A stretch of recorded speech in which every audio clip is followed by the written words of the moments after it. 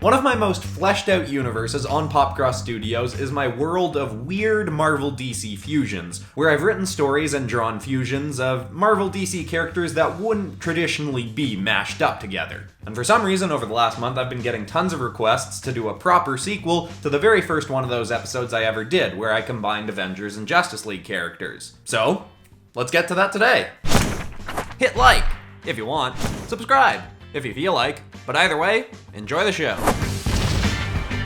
Now, in a past tale about the Hell Manta, I alluded to a great but very angry hero of Atlantis. This hero's birth name was Arthur Banner. He was the son of a lighthouse keeper and a past queen of Atlantis. And while he grew up on land, he always yearned to go back to his ancestral home. The problem was, being half Atlantean hadn't granted him as many abilities as you might expect. His ability to breathe underwater never fully developed, and the pressures of deep waters were far too much for his partially human body.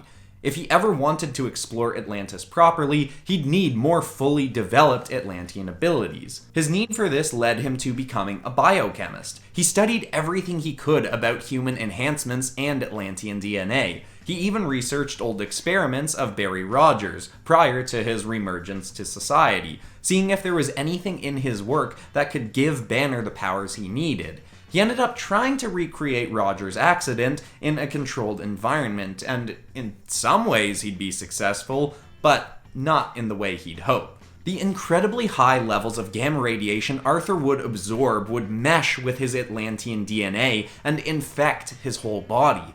It would have killed any normal human, but Arthur would survive to become a hulking green and orange version of himself as some kind of fish beast. After the initial experiment, he'd smash his way out of the lab, totally out of his own control, destroying everything in sight and going on a rampage. The army had come in to intervene and he fled to the ocean. The next day, Arthur would awaken, washed up on shore, totally confused about what had occurred. He returned to his home to watch his own rampage on the news, but as he was watching it, his home was attacked, not by humans, but by the Atlantean military. It turned out that when he fled to the ocean, his Atlantean instincts had kicked in, and he'd swam to his mother's watery home and destroyed a large section of the city. As the Atlanteans tried to take him in, the confusion and anger boiled over in Arthur, and he once more turned into a brooding, monstrous version of himself. He smashed the Atlanteans and fled again, but while overall this was a devastating event, something good had at least come from it. Arthur realized while in his hulking state, his Atlantean genes were supercharged, meaning he could survive and thrive under the deepest depths of the ocean. Now all he had to do was find a way to remain in that state in full control of it, and try whatever he could to make amends with the Atlanteans. Luckily, he'd get an opportunity to do this when his half-brother, the reigning king of Atlantis, Orm Blonsky, would be envious of Arthur's strength and would get Atlantean scientists to try and give him those same strengths. This reckless act would lead Orm to becoming an abomination worse than Arthur's hulking form.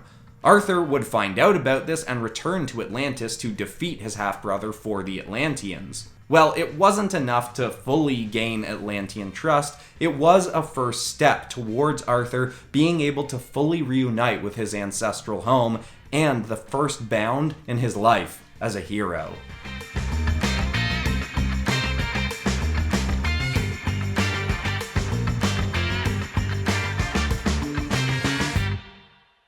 Some heroes start their journeys with good intentions and evolve further into saviors from there.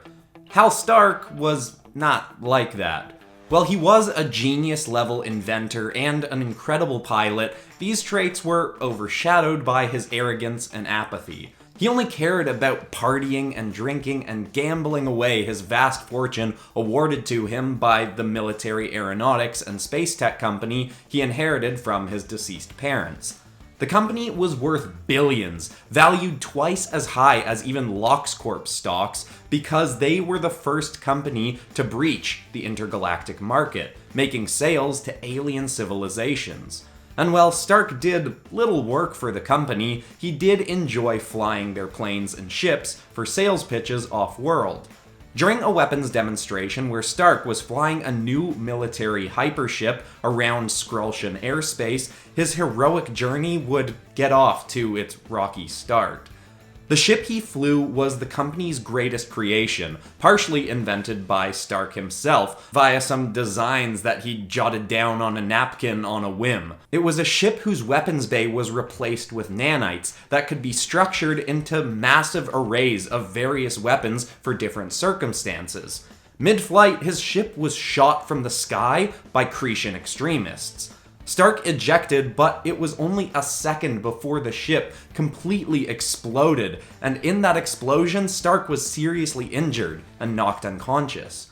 When he came to, Hal was in a Cretan stronghold with a glowing green reactor built into his chest. His cellmate, who'd built the device, informed him that it was the only thing keeping him alive in the alien atmosphere, and without its healing properties, he surely would have died from his wounds. Before he could get more information, the Cretan extremists entered and told Stark he was to build them a new version of the hypership's adaptable nanite housing, specific to Cretan ship specs.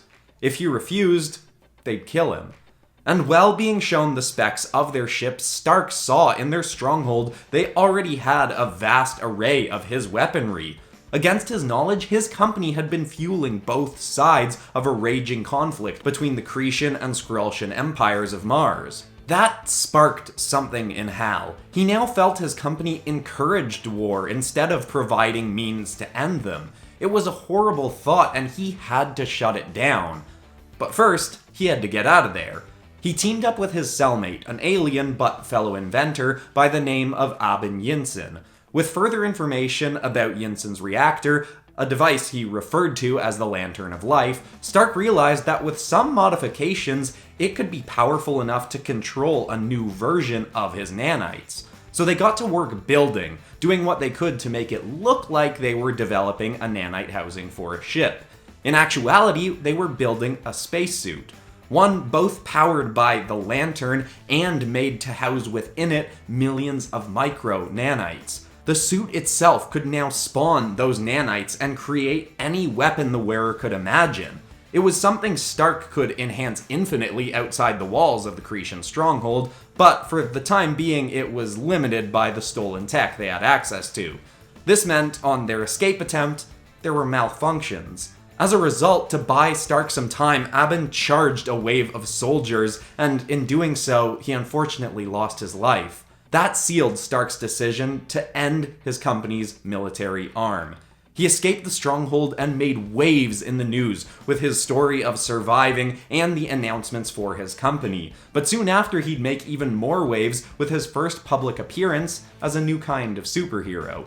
He rebuilt his suit as a sleek and shiny superhero armor, referred to by the public as the Iron Lantern. He'd eventually meet and team up with other heroes of Earth, such as Barry Rogers, the Super Scarlet, and the Panther of Wonder, to help found the Avenging League. But even after that, he'd continue to build new Lantern armors and grant them to people he deemed worthy of wearing them, such as Pepper Ferris and Colonel James Gardner. Eventually, there'd be enough to make a small intergalactic corps of Lanterns who would protect not only the Earth, but the vast corners of the galaxy.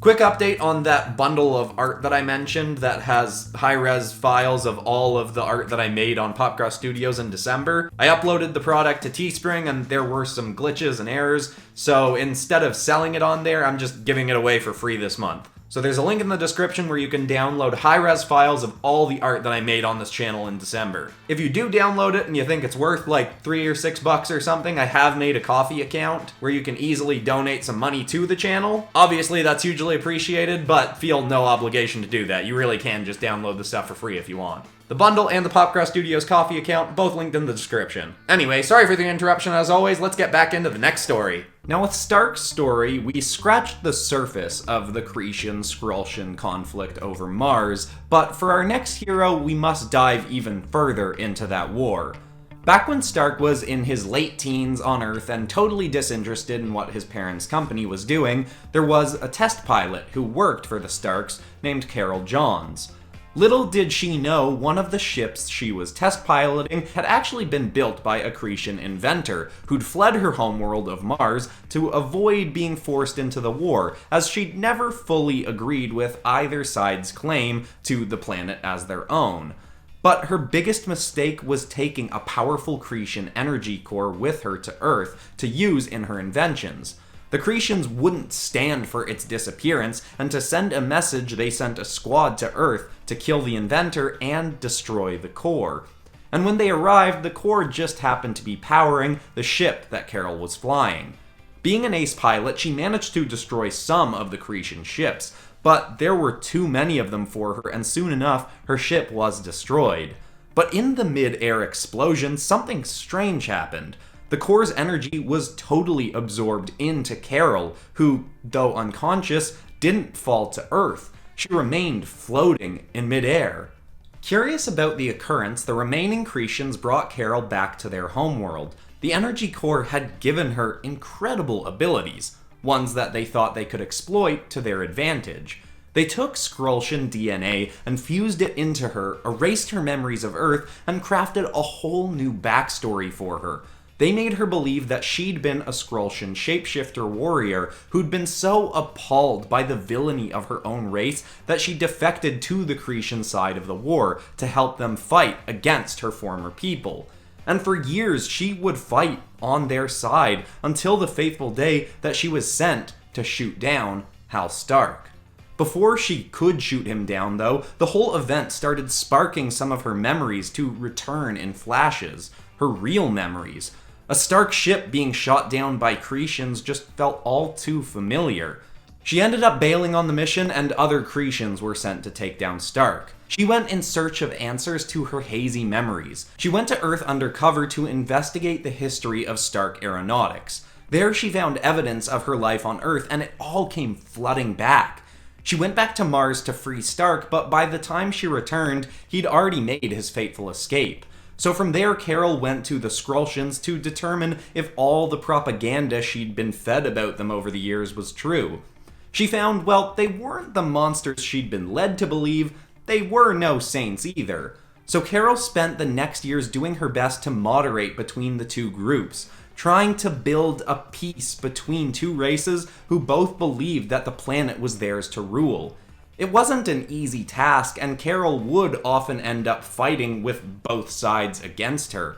But she did make slow, painful progress, and hoped that one day she could bring an end to a war that she'd spent so many years helping continue.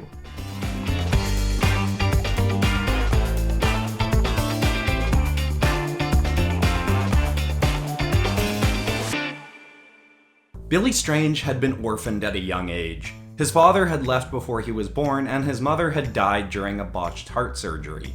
As he grew up, he made no effort to make friends. He buried himself in books, only able to ignore his loneliness while studying. A fellow foster kid he was raised with, Wong Freeman, had tried to be Billy's friend, but Billy rarely gave him the time of day. By the time most kids Billy's age would be reaching high school, he was already graduating and accepted to a pre-med university program. He wanted to become the greatest surgeon to ever live, and make sure that nobody ever lost family due to a surgical error on his watch. He had noble intentions, but a terrible attitude, and little respect for the rules.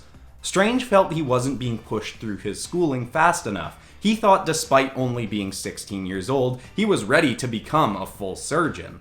So when he got word from his hometown that Wong Freeman had been in a terrible accident and was in need of surgery he couldn't afford, Billy bolted back home. He stole equipment from school and gave Wong the surgery he needed from his own bedroom. In the end, Wong would need to walk with a cane going forward, but he'd live and he'd keep full use of his legs. Strange felt vindicated in his arrogance, but of course this act of conducting illegal surgery with stolen equipment would get him thrown out of school. He'd likely even have gone to prison if it hadn't been for his age. He felt like he'd just ruined his whole life, until the day he was summoned to the Sanctum of the Gods. You see, Billy Strange had been watched over, unbeknownst to him, by Shazam, the Ancient One. She deemed that, while he was brash and arrogant and irresponsible, he had a good, heroic heart, and was worthy to take over her powers before she passed on. Initially, Strange had no interest, until she told him that along with a massive array of magical abilities, he'd be given the ability to transform into a fully grown adult version of himself. In that form, he realized he could build himself a new life and get a second chance to become a surgeon. He agreed and began training with the Ancient One. Slowly through the next 2 years of teaching, though, Strange would grow out of his desire to exploit part of these powers to return to his past ideal for his life. He soon found he had so much more potential to help people with his new mystical abilities. Though he had always been attached to the idea of being referred to as a doctor, so when his training completed and he revealed himself to the world as a mystical protector, he took on a name that technically he hadn't fully earned, but he felt justified in having all the same. And over the next few years, the whole world would be saved on many occasions by the great Dr. Zam.